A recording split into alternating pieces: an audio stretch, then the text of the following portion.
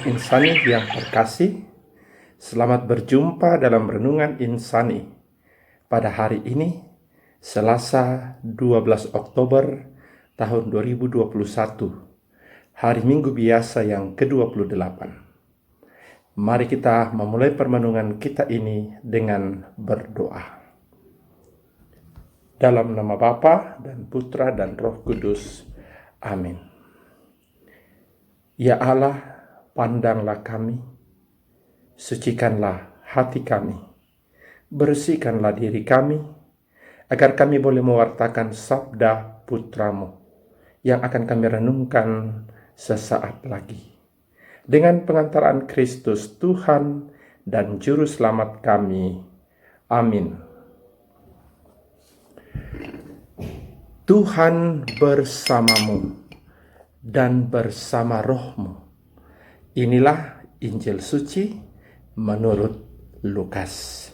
Dimuliakanlah Tuhan.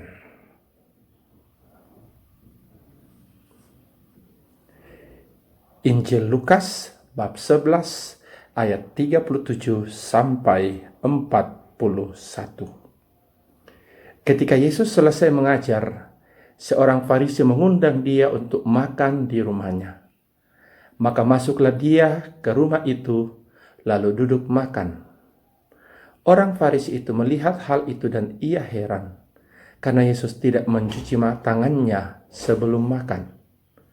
Tetapi Tuhan berkata kepadanya, "Kamu orang-orang Farisi, kamu membersihkan bagian luar dari cawan dan pinggan, tetapi bagian dalammu penuh rampasan dan kejahatan.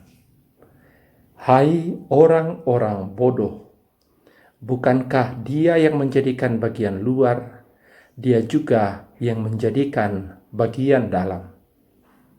Akan tetapi, berikanlah isinya sebagai sedekah, dan sesungguhnya semuanya akan menjadi bersih bagimu." Demikianlah Injil Tuhan. Terpujilah Kristus. Sobat Insani yang terkasih, setiap kali saya bertemu dengan para guru dan berbicara tentang bagaimana mereka harus bersikap di ruang kelas, biasanya saya memberikan nasihat ini. Sebelum Anda masuk ke ruang kelas, singgahlah sebentar di depan cermin. Di depan cermin itu, lihatlah dirimu. Bertanyalah, apakah yang sudah kau siapkan sebelum Anda masuk ke ruang kelas? Rapikanlah dirimu di depan cermin itu, agar ketika Anda masuk ke ruang kelas dan Anda melihat sesuatu yang tidak beres, Anda tidak menegur begitu saja, karena Anda sudah tahu bahwa diri Anda sudah jauh lebih bersih, sudah jauh lebih rapi sebelum masuk ke ruang kelas.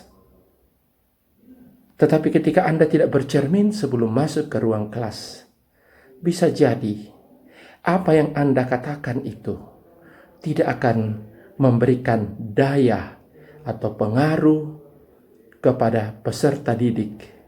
Mengapa? Karena mereka melihat apa yang Anda katakan tidak tercermin di dalam kehadiran Anda, di dalam kata-kata Anda, bahkan dalam penampilan Anda.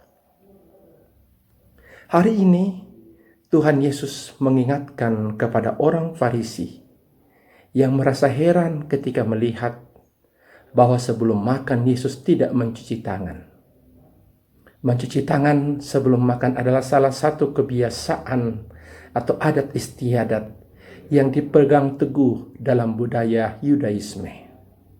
Dan itu tidak dibuat oleh Tuhan Yesus.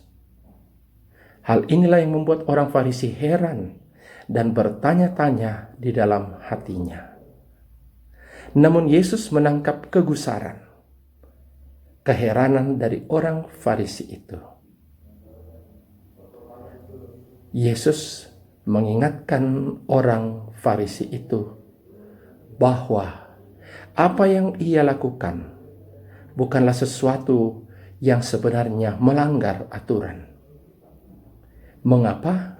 Karena selama ini yang terutama bagi orang-orang Farisi adalah melaksanakan aturan tanpa memberikan makna terhadap pelaksanaan aturan itu. Akhirnya, aturan itu sekedar mereka lakukan, mereka buat, mereka hidupi, tetapi tidak memancarkan sebuah makna yang akan memberikan daya yang luar biasa bagi mereka yang menyaksikannya.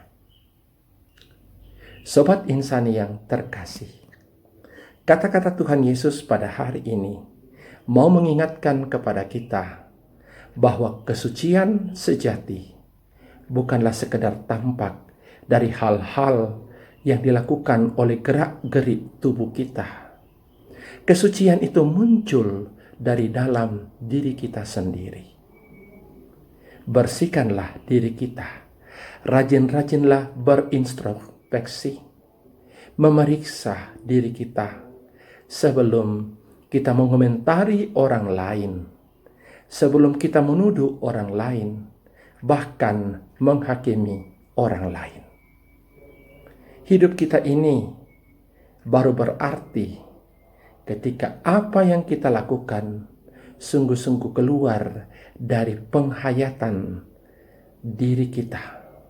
Iman kita baru berbuah kalau apa yang kita tunjukkan dalam tindakan-tindakan kita setiap hari bersumber dari kebijaksanaan, karena kita sungguh-sungguh melaksanakannya dengan penuh ketulusan hati.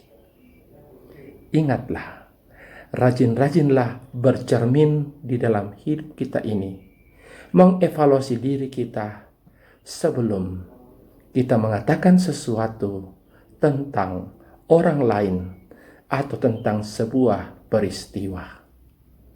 Tuhan memberkati, berkat Allah senantiasa menyertai kita. Marilah kita berdoa. Ya Allah, semoga sabda putramu hari ini mengantar kami pada sebuah kesadaran untuk memperbaharui diri dan tidak begitu mudah mengomentari orang lain, apalagi menghakiminya tanpa kami melihat pada diri kami sendiri. Biarkanlah Roh Kudus-Mu membimbing dan menyertai kami. Tuhan bersamamu dan bersama Roh-Mu.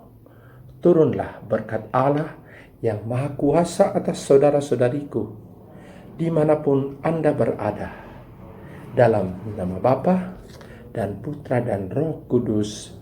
Amin. Terima kasih saudara-saudariku yang telah mendengarkan sabda Allah dan renungan hari ini. Saya Pastor Marcelo Rotandung mengucapkan berlimpah terima kasih kepada Pastor Carolus Patampang. Semoga Pastor senantiasa diberkati Tuhan dalam setiap aktivitas dan pelayanannya. Amin.